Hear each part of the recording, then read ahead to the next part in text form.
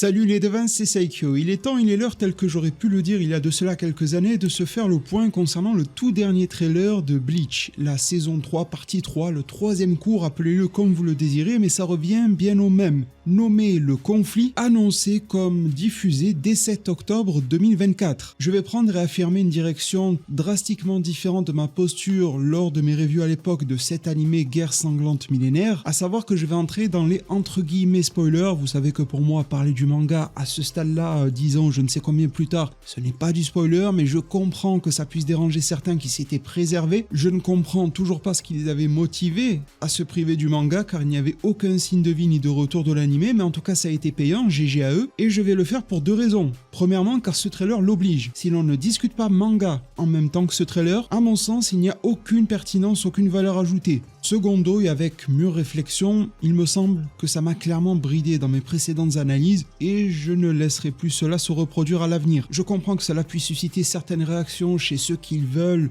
des vidéos YouTube d'analyse, etc. qui les préservent de tout contenu issu du manga, mais à ce stade, et à mon sens, cela a perdu toute forme de pertinence et je me demande si ça en avait déjà dès le départ. Enfin bon, le trailer s'ouvre sur une grosse session, à propos de laquelle je ne vais pas particulièrement revenir, assez inattendue d'ailleurs, de récapitulatif mais extrêmement tourné vers les Bankai. Alors on comprend tout de suite l'essor, l'attrait marketing commercial qu'il y a autour du Bankai, c'est l'une des marques de fabrique de Bleach. Ce mot en soi est un classique au milieu du monde du manga et de l'animation, donc clairement ils ont misé dessus. On retrace l'histoire de cette guerre sanglante millénaire sur ces deux premières saisons pour nous teaser ce qui sera a priori le Bankai majeur de cette dernière, celui de Kyoraku Shunsui en personne.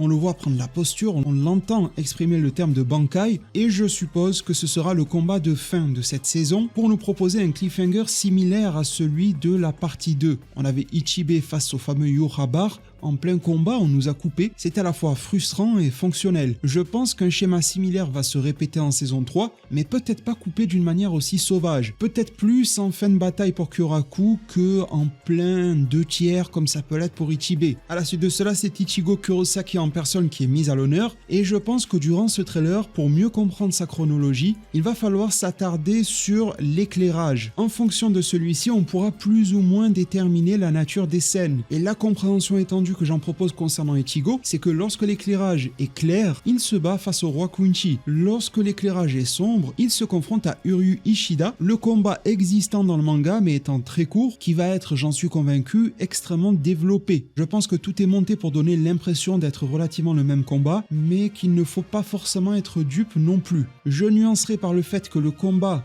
d'Ichigo face à Yojimbe commence dans un environnement sombre, mais c'est tellement bref dans le manga que je doute que les phases en début de trailer avec des scènes sombres soient liées à Yojimbe. Je pense vraiment que c'est Uryu Ishida. Une scène encore une fois inédite nous est présentée et c'est Ichigo qui la vise directement les yeux, le visage de Yojimbe. Il n'a pas le Almighty d'activer, mais je me demande s'il n'y aurait pas un lien. La thématique des yeux est très mise en avant, on va le voir après avec Uryu Ishida. Il n'a pas de Blood Vein activé, il a l'air plutôt surpris, mais bon, le connaissant, il va pouvoir prendre Ichigo à revers. Clairement ciblé de la part d'Ichigo, il a l'air confiant sur ce coup-là. Le montage n'a pas l'air d'être trompeur. Ma compréhension m'indique que c'est vraiment la même scène. C'est potentiellement une tentative d'Ichigo de mettre fin à la menace que le roi Quincy représente et qui devrait trouver un lot d'explications supplémentaires par rapport au manga. Pourquoi viser à cet endroit-là ? Le coup n'a pas l'air d'être visé pour trancher la tête, on vise plutôt les globes oculaires, ce qui pourrait faire du sens avec les pouvoirs évidemment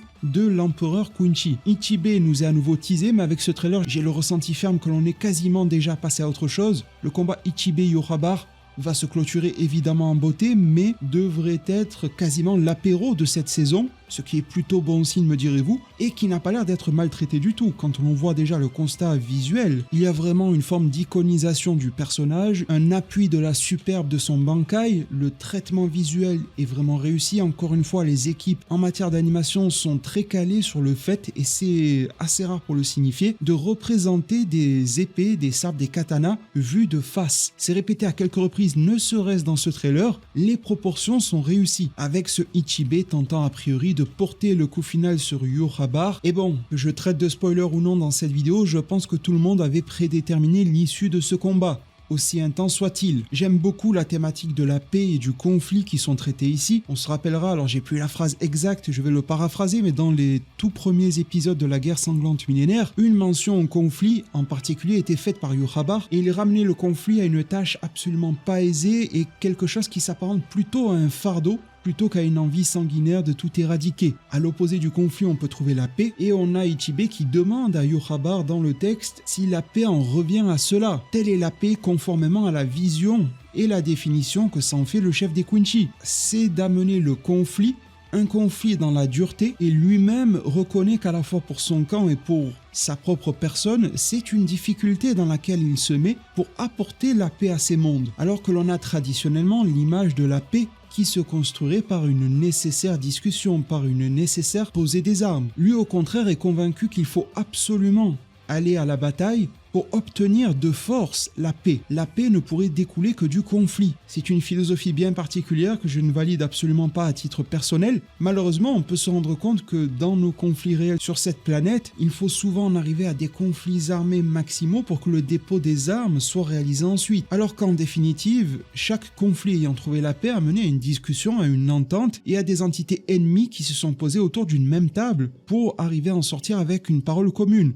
Chaque partie prenante en quête de paix devra passer par la discussion. Pourtant, ce n'est jamais ce que l'on fait en priorité. C'est un petit peu comme si Yug'Habar objectivait et intellectualisait cela pour se permettre d'en faire une force ayant analysé, décortiqué et rendu stratégique ce procédé-là amenant vers la paix. Il y a un relent de tristesse derrière cette situation, mais en même temps, cela paraît quasiment inévitable du côté du camp Quincy, tandis que Ichibei, sa posture et ses paroles se tendent plutôt vers la recherche de la paix, et ce en première instance, avant même tout conflit. C'est pour cela qu'au cours de sa vie, il œuvre pour le Ryo, pour le roi des esprits, pour l'équilibre entre les royaumes, équilibre bien difficile à maintenir, qui est perturbé par des personnages tels que Aizen ou encore Yug'Habar, pour une protection, pour une préservation d'une certaine forme de paix qui malgré tout elle-même paradoxalement englobe des conflits de ci de là, mais le conflit majeur global généralisé, il tente au plus possible de l'éviter. Là où Ichibei veut prévenir, Yug'Habar veut guérir. Son procédé pour obtenir la guérison passe par le fait de laisser évoluer au maximum la maladie pour ensuite l'éradiquer totalement. Ce sont deux visions absolument différentes qui s'opposent, qui pourraient se compléter mais malheureusement ne trouvent aucun terrain d'entente, alors que le camp d'Ichibei est contraint de se plier philosophiquement à celui des Quincy en rentrant dans le conflit. Malgré tout le caractère abject de la position de Yug'Habar, il y a tout un faisceau d'éléments qui lui donnent raison dans cette philosophie. C'est alors qu'à mon sens, la scène transite à nouveau sur l'activation du Bankai d'Ichigo qui n'est pas montré, mais ça colle plutôt avec la scène du manga. Les propos d'Ichigo sont repris lorsqu'il indique à Yug'Habar qu'il n'aura pas le contrôle sur lui, sur ses actes et ses pensées en quelque sorte. Là, on a Yug'Habar qui s'exprime, son père des ombres entre guillemets, qui s'exprime dans le trailer, lui demandant si Ichigo continue et perpétue cette évolution d'attachement à la Soul Society qu'il a toujours tenté de protéger. Au final, maintenant, elle est tombée, le conflit s'est largement étendu, et on a Ichigo qui, avec l'éventail de ses pouvoirs, doit faire face à ce roi Quincy entouré d'une aura bleutée. Lui-même, Ichigo, va en activer une jaunâtre, qui, le temps d'un très bref instant, va nous faire apparaître un signe de croix, qui s'apparente clairement, visuellement du moins, au Getsuga Jushisho, qu'il a déjà utilisé face à Candice. Est-ce un effet visuel placé ici pour faire joli? Est-ce un prémisse à cette attaque-là? On a l'impression que Ichigo est en train de mouvoir ses bras pour la former, cela me paraît très cohérent. Vient ensuite l'une des énigmes à ce trailer, Yug'Habar avec le Almighty activé, on le voit à ses yeux, ses pupilles multiples et son poing qui charge une sorte d'attaque comme une agglomération de reishi bleutés, et on se rend compte qu'au final ces questionnements de Yug'Habar qui semblaient se porter vers Ichigo sont adressés au roi des esprits. J'ai plutôt l'impression dans le montage que c'est un petit peu dirigé vers les deux, que la dualité est formée, et Yug'Habar veut des réponses de la part de ce roi. Ayant l'intime conviction que le texte, les dialogues de ce trailer correspondent d'une manière ou d'une autre avec ce qui se déroule à l'écran, je pense que ce point bleu est également lié au roi des esprits, que ce soit pour obtenir des réponses, que ce soit pour le détruire d'une manière alternative au manga. En tout cas, c'est une scène absolument inédite, qui est poursuivie par une autre encore plus mystérieuse que celle-ci, les Sternritter alignés qui semblent réaliser des sortes de flèches mais qui ne vont attaquer personne et vont se rejoindre dans la paume de celle de leur chef. On pourrait se dire que c'est pour mener une attaque ou quelque chose de la sorte, sauf que, regardez bien, le cocon du roi des esprits est rougeâtre. Si l'on se réfère au code couleur connu précédemment par le manga, il est mort. le roi des esprits est déjà mort, coupé en deux par Ichigo et le cocon n'est plus bleu. Pourquoi à ce moment-là recréer l'épée dont Yorohabar s'était servi pour planter Yamamoto au moment où le roi des esprits n'est plus? En a-t-il besoin pour détruire tout ce qui concerne le palais? Ça me semble un petit peu brut de décoffrage, rassembler les Sternritter et compagnie. Est-ce que le Ryo a pu survivre et Yorohabar est contraint de lui apporter un coup de grâce? Je trouve que ça changerait la tonalité et la gravité du récit. Question aussi, où est Miyagi à ce stade-là? Il y a de gros bouleversements a priori par rapport au manga. Dans le trailer, Yorohabar semble porter ce coup à l'aide de cette épée fraîchement constituée et le palais est en train de sauter. Encore une fois, c'est probable qu'il l'ait utilisé à ce destin-là, mais pourquoi avoir utilisé ça ici et maintenant?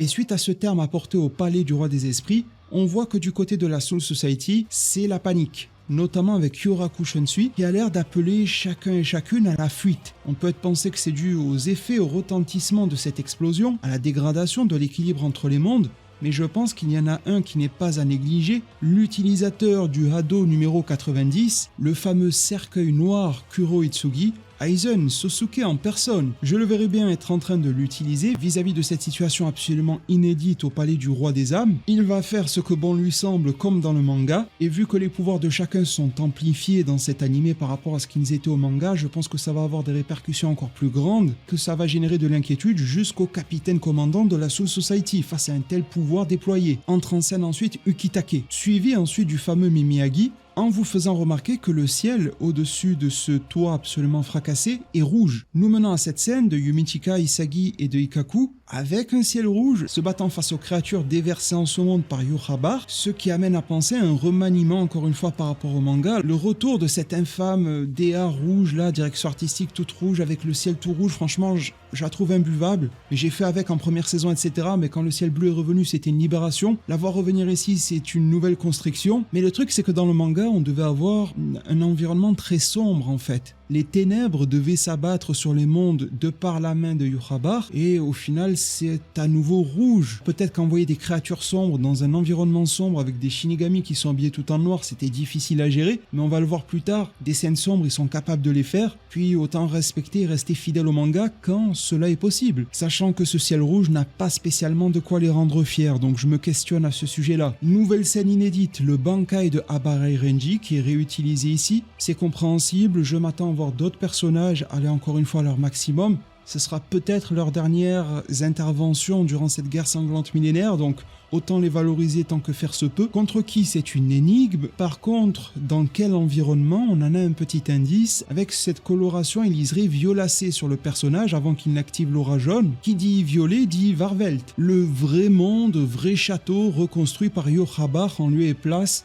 du palais du roi des esprits. Son absorption a dû alors en être faite, il doit se déverser pas mal de créatures et de Sternritter au travers le monde et Abarai Renji va s'interposer comme rempart en utilisant son Bankai. Je ne suis pas sûr qu'il aide à grand chose dans cette bataille, mais visuellement ça devrait être cool, sachant que son combat précédent en utilisation du Bankai a grandement marqué les esprits. Même moi qui ne suis pas un fan particulier de Renji ai trouvé que c'était vachement réussi, le remettre à l'honneur ici est quand même bien sympathique, mais je pense que dans le récit, in fine, ça ne va pas changer grand-chose, notamment à la position de force des Sternritter et à l'intervention beaucoup plus appuyée des divers capitaines. Lorsque l'on parle de ces derniers, ils se montrent avec notamment Mayuri, l'animation est dynamique, l'animation est plaisante et dans un contexte, une ambiance beaucoup plus sombre, comme quoi quand ils veulent c'est possible. Il s'est affranchi de manière explosive de son accoutrement solaire et va, accompagné de son regard glaçant, activer son Bankai. Le storytelling de ce trailer se tourne ensuite vers Uryu Ishida, rappelant qu'il est un Quincy et c'est tout ce qui compte, reprenant les propos de Ichigo en toute première saison. Lorsque Ishida, Uryu ne voulait pas intervenir, pas prendre parti à tout cela, Ichigo lui disait oui, tu es un Quincy et c'est tout ce qui compte. Ce sont des propos qui résonnent donc et qui devraient éveiller certains esprits vis-à-vis de la tournure que va prendre Uryu Ishida dans le récit. Mais une grosse perche est tendue à ce niveau-là vis-à-vis de Uryu. Perche, ça rime avec flèche. Sur qui est-il en train d'en balancer une? Ça, c'est un gros mystère dans cette scène qui me paraît comme inédite vis-à-vis du manga. L'environnement est totalement noir, le bâtiment a l'air Quincy, ça me rappelle plutôt donc le fameux Shieldburn, et au cœur de ce montage fou, on transite encore de scènes. Ce n'est plus le même lieu et moment pour Uryu Ishida. Lorsqu'un liseré rouge est apposé sur le personnage, ça veut dire qu'il est sous l'emprise du Bankai de Senjumaru, et on le voit via ses tissus qui sont en train de le traquer. Ses yeux ont l'air de devenir Super Saiyan 2, D'ailleurs, avec les auras précédemment jaunâtres de Ichigo ou encore de Renji, il y a quand même une tournure un petit peu Dragon Ballesque, je trouve, à ce trailer. Est-ce que ça résonne uniquement au travers du fan en moi ou de chacun d'entre vous? Vous me le direz. En tout cas, ces yeux électrifiés de Uryu Ishida nous amènent forcément à penser qu'il active son Blood Vein à ce niveau-là, la protection Quincy. A-t-il remarqué que le Bankai de Senjumaru nécessite un lien quelconque par la vision et il doit s'en prémunir ainsi? Un peu pour faire une autre référence, tel un Genjutsu à la Naruto. Ça me paraîtrait un peu facile pour déconstruire le Bankai qui est quand même venu à bout de plusieurs Steinritter. En tout cas, les nôtres deux yeux sont ravis, notamment par ce plan-là, sur Ashvalt face à, certains pourraient dire, un espèce de trou noir. Moi j'ai l'impression que ça ressemble à un portail interdimensionnel dans une zone plutôt Quincy, gelée, et qui a l'air inédite à la fois. Alors, en premier lieu, mais je ne suis pas sûr que cette analyse soit la bonne, ça m'a rappelé le Hirazu Sando, dans lequel évoluait Ichigo en saison 2 pour parfaire son entraînement. Est-ce que les Quincy ont pu mettre la main là-dessus? Ça me paraît un petit peu gros. Est-ce qu'on est dans le Varvelt? Est-ce qu'on est dans le Shieldburn? Aussi et surtout, au-delà de cet aspect trou noir, il a l'air aussi solaire, notamment au niveau de son pourtour. Et il y a un élément solaire vis-à-vis duquel Ashvalt est lié, de ses propres mots et dires dans le manga. C'est la porte du soleil. La porte du soleil, d'après Jugram, a été détruite par ce dernier, il l'avouera lui-même à Ishida. Alors on pourrait le voir en train de la détruire, sauf qu'en théorie, Ashvalt ne devrait plus avoir sa cape en la détruisant, c'est un détail certes, mais ça peut avoir son importance. Alors vu qu'il a l'air assez apaisé face à cette dernière, il pourrait être en train d'attendre l'arrivée d'autres Sternritter, comme Basby, qui sont en quête de revanche sur Yurabara. Mais encore une fois, ça mènerait à un changement par rapport au manga, vu que ces Sternritter revanchards doivent arriver plutôt à proximité du Shieldburn, via cette porte du soleil dont je rappelle son utilité, permettre aux différents Sternritter de se déplacer au travers de l'intégralité des divers mondes, et ce en un instant. On voit d'ailleurs Basby qui nous est montré, il a l'air presque surpris, le serait-il vis-à-vis de la présence de Ashvalt. Nous est ensuite montré Valkyrie avec un éclairage clair, encore une fois c'est déroutant, je m'attends à beaucoup de changements par rapport au manga. Pernida, un plan appuyé sur Askin qui diffère quelque peu de celui du manga mais qui en est quand même très proche, les deux index pointés vers ce qui m'apparaît comme étant Grimjo. On a l'île Barreau qui est en train de faire des 3-6 noscopes sur n'importe lequel des Shinigami croisant son viseur, il va activer son Fall Standish face à Kyoraku Shunsui. La scène a l'air magnifique, d'où également le fait que je pense qu'ils vont y mettre le paquet et donc l'insérer en fin de saison comme je l'ai indiqué en début de vidéo. Nanao-chan qui est aperçue ensuite, elle s'adresse à un personnage qui a un visage très marqué, très taillé, qui rappelle forcément Zaraki Kenpachi. C'est une scène existante dans le manga, au travers de laquelle elle tente de le ramener à la raison. Mayuri, on le voit de nouveau dans son combat face à Pernida. Il a la sueur au front, il a été mis à mal et vient de reconstruire son bras. Mais bon, pour le paraphraser, il lui en faut plus que cela pour être mis à terre. Sauf que malgré toute son assurance, il ne pourra pas non plus résister trop longtemps. Sous les yeux apeurés et inquiets de Nemu, elle va jouer un rôle plus que prépondérant dans cette bataille aux côtés de Mayuri évidemment, et le trailer en sa toute fin va reconnecter avec le début, alors non pas avec l'enchevêtrement des Bankai, mais avec les premières scènes sur Ichigo. Là on est dans le palais du Ryo, Ichigo active malgré lui son Blood Vein pour résister à la sorte de possession tentative de contrôle de Yurabara. Puis ensuite, on voit que le Getsuga Tensho de Ichigo va massacrer le palais et pousser ces deux entités au sommet à se battre en extérieur et donc en éclairage beaucoup plus lumineux. Et le montage du trailer va dans ce sens-là en nous montrant les deux personnages en train de voler, de se confronter dans les airs, avec un code couleur très affirmé, orangé jaune pour Ichigo, bleuté pour Yurabara, nous laissant sur un poème récité simultanément par ce dernier et par Ashvalt. Il y a une symbolique extrêmement forte par rapport à la tournure des événements, d'ailleurs qui a déjà été entrevue vis-à-vis du relais. Vous savez, le relais jour-nuit entre Yurabara et Ashvalt, déjà mis en avant par la saison 2. Toute la philosophie de Yurabara est renforcée par ce poème. Il met en avant ce qu'il considère comme étant l'extrême nécessité qu'il y ait un camp se basant sur l'espoir, connectant donc avec Ichibe, Ichigo et l'intégralité de la Soul Society, tandis que les Quincy, eux, sont obligés d'amener le conflit qui est synonyme de résignation et de désespoir. C'est écrit noir sur blanc dans le poème, ce sont leurs postures ici. Ceci nous menant à la fin de ce trailer et de mon analyse, je compte sur vous pour venir l'étendre en zone commentaire, mais si vous voulez plus d'infos, les créateurs de cet animé se sont exprimés. Au cours d'une vidéo d'un peu plus de 3 minutes, vous y remarquerez que le monsieur au milieu a une chemise digne de celle que l'on peut trouver sur le marché, vous savez, celle avec les dragons, mais bon, on va dire qu'elle est du plus bel effet. Nous sommes donc en présence de Tomohisa Taguchi, qui est passé réalisateur en chef de la série, Hikaru Murata, qui a pris la réalisation en lieu et place de son supérieur hiérarchique, et Yoshihiro Tominaga, le producteur, celui qui injecte de l'argent dans la production, qui établit à l'aide de ses assistants les calendriers pour cette dernière, pour que le staff en général, les animateurs et consorts, laissent leur magie opérer en fonction de jalons à poser. Il nous promet de travailler dur sur cette partie 3 de Bleach, tout en confirmant le fait que le staff a changé. Alors on se rappellera d'une interview que j'avais déjà couvert sur la chaîne avec la création de ce qu'ils appellent chez Studio Pierrot une division nommée Pierrot Film, pour remettre le studio sur les bons rails et de leur propre dire faire en sorte que certaines productions, notamment saisonnières comme Bleach, puissent atteindre des sommets en matière de qualité. En plus de nous promettre du contenu inédit pour la partie 3, l'implication de Tite Kubo en personne est confirmée ici, pour valider l'aspect canon, si l'on peut dire, des nouvelles scènes. Elles ne sont pas imaginées, inventées par une personne tout à fait nouvelle issue des studios. Non, Tite Kubo travaille de concert avec ces derniers. Ce sont donc des suppléments au manga originel. Ils veulent également ajouter des scènes qui vont rendre les fans de Bleach fous de joie. Évidemment, ils se sont emparés et ont saisi la notion de hype et veulent donc la nourrir, tandis que le nouveau réalisateur de la série veut maintenir la qualité d'animation. D'ailleurs, on n'en a pas trop discuté durant mon analyse du trailer, si ce n'est pas du tout. Elle m'a l'air saisissante dans ce trailer. Elle m'a l'air un peu moins affirmée également que celle de Monsieur Taguchi, un peu moins dans les jeux de couleurs très contrastés, bien que la nouvelle DA les reprenne. On porte un héritage clair et net des 2 précédentes saisons. Mais cela dit, malgré le fait que Murata ne soit pas un réalisateur spécialement émérite, je trouve qu'il vient clairement puiser dans les travaux de la précédente série originelle Bleach.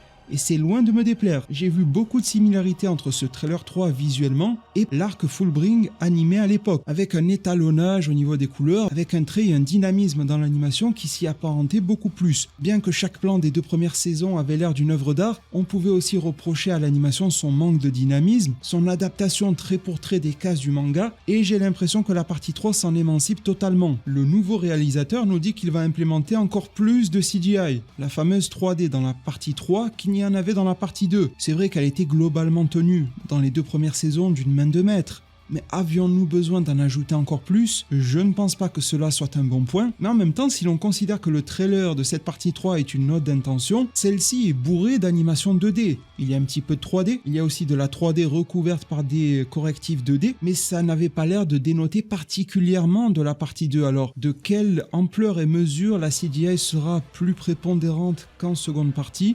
Le trailer ne l'explique pas, le trailer ne le montre pas. Je ne suis pas sûr qu'au-delà de remuer la fourmilière, ces propos soient réellement pertinents ici. En tout cas, la hausse de la CGI était quelque chose d'attendu, à la fois pour la partie 3 et surtout pour la 4, au vu des pouvoirs démesurés, un peu si vous voulez à l'image du Bankai de Komamura qui aura séduit certains d'autres noms. J'ai trouvé ça plutôt réussi malgré le fait que ce fut en CGI. J'aurais clairement préféré une 2D, mais bon. Mais des pouvoirs comme ça, il va y en avoir beaucoup plus, des Bankai nouveaux, etc.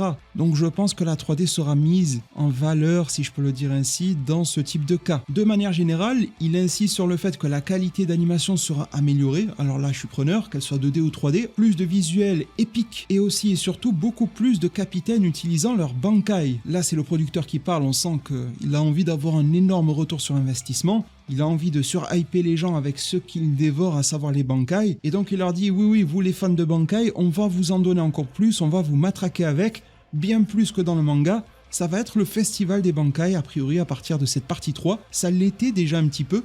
On a eu des rajouts assez sympas, ça devrait l'être l'encore plus, reprenant tout ce qu'il y a dans le manga originel, et un certain capitaine, nous disent-ils, va enfin révéler son Bankai. Là c'est clair, c'est un capitaine. On peut peut-être miser du côté des Vizards, mais ça devrait être un des points d'honneur de cette saison 3, nous dit-il. Une mise en lumière des pouvoirs des Sternritter sera également faite. Il nous dit, le producteur, que leurs pouvoirs sont aussi mémorables et uniques que ceux des capitaines du côté des Shinigami et que leurs transformations et divers power-ups seront extrêmement mis en avant. Ils vont donc récupérer les passages du manga et aller au-delà concernant les différents Sterns pour déployer leur power-up pleinement. En plus de s'appliquer sur l'histoire originelle, il y a donc une volonté de maximiser le fanservice, mais comme je le dis à plusieurs reprises, le terme de fanservice a été diabolisé au fil des années dans le monde de l'industrie de l'anime, du manga et même des films en général, mais ce n'est pas toujours mauvais. Si le lore original est respecté et qu'en plus il y a du fanservice de qualité, on ne va pas s'en plaindre.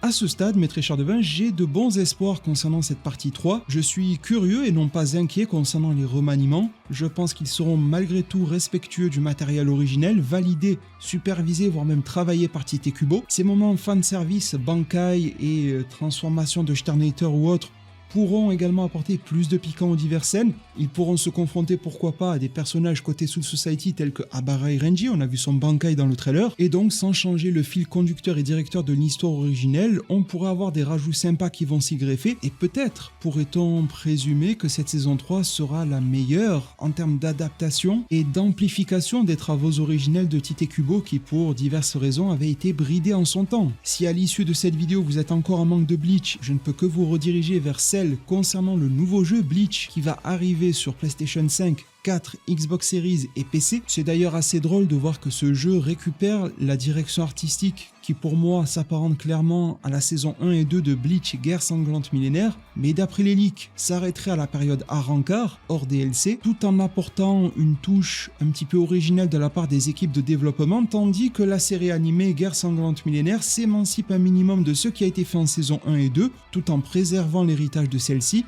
mais en flirtant avec ce qui avait pu être fait visuellement durant l'arc Fullbringer. Intéressant de voir qu'à des périodes simultanées, des propositions un petit peu diverses et éparses, bien que reliées, peuvent être faites du côté de Bleach. Cette remise en avant de l'œuvre est juste parfaite. J'espère qu'un jour Tite Kubo nous proposera des extensions à l'arc en fer. Pourquoi pas voir les romans être adaptés en animé, et puis voir ce dernier se tourner du côté des aventures infernales d'Ichigo et compagnie. Ça m'intéresserait beaucoup en tout cas. Si cette vidéo vous a plu, le pouce bleu est plus qu'attendu juste en dessous. Merci vraiment pour tout. Je vous lirai tous sans exception en commentaire. Vous répondrez un maximum qu'il me sera possible. Prenez tous extrêmement bien soin de votre futur et à plus pour de prochains arts divinatoires.